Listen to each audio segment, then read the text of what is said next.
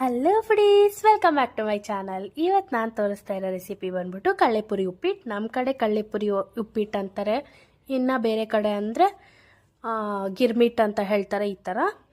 Okay, ಇದರ recipe ಬಂದ್ಬಿಟ್ಟು first ಒಂದು ಬಟ್ಲು ತೊಗೊಂಡು ಅದಕ್ಕೆ ಎಣ್ಣೆ, ಸಾಸಿವೆ, ಕಡಲೆಬೇಳೆ, ಕಡಲೆಪಪ್ಪು ಹಾಕ್ಕೊಂಡು ಗೋಲ್ಡನ್ ಬ್ರೌನ್ ಬರೋವರೆಗೂ ಫ್ರೈ ಮಾಡಿಕೊಂಡೆ.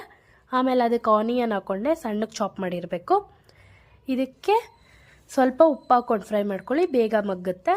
ಅದಾದಮೇಲೆ ಅದಕ್ಕೆ ಗ್ರೀನ್ ಚಿಲ್ಲಿ ಹಾಕ್ಕೊಂಡ್ಮೇಲೆ ಸ್ವಲ್ಪ ಅರಿಶಿನ ಹಾಕ್ಕೊಳ್ಳಿ. ಅರಿಶಿನ ಹಾಕ್ಕೊಂಡ್ಮೇಲೆ ನೀವು ಕಳ್ಳೆಪುರಿ ವಾಶ್ ಮಾಡಿರಬೇಕು, ಬೆಂಗಳೂರು ಕಳ್ಳೆಪುರಿ ಅಂತ ಇರುತ್ತಲ್ಲ ಅದನ್ನು ಹಾಕ್ಕೊಳ್ಳಿ. ನಾನು ಅದೇ ಟ್ರೈ ಮಾಡೋದು ಯಾವಾಗಲೂ.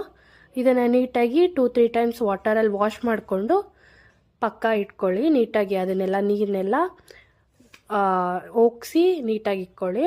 ಅದಾದಮೇಲೆ ಈ ಒಗ್ಗರಣೆಗೆ ಹಾಕ್ಕೊಂಡು ಮಿಕ್ಸ್ ಮಾಡ್ಕೊಳೋದಷ್ಟೇ.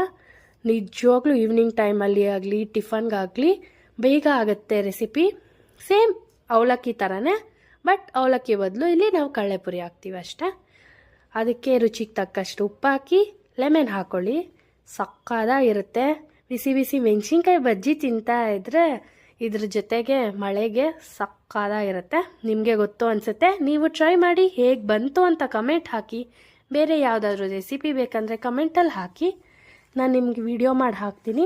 ಬಟ್ ಈ ಮಳೆಗೆ ಮಾತ್ರ ಒಳ್ಳೆ ಕಾಂಬಿನೇಷನ್ ಬಂದ್ಬಿಟ್ಟು ಮೆಣಸಿನ್ಕಾಯಿ ಬಜ್ಜಿ ಮತ್ತು ಈ ಗಿರ್ಮಿಟ್ ಅಂದರೆ ಕಳ್ಳೆಪುರಿ ಉಪ್ಪಿಟ್ಟು. Thanks for watching.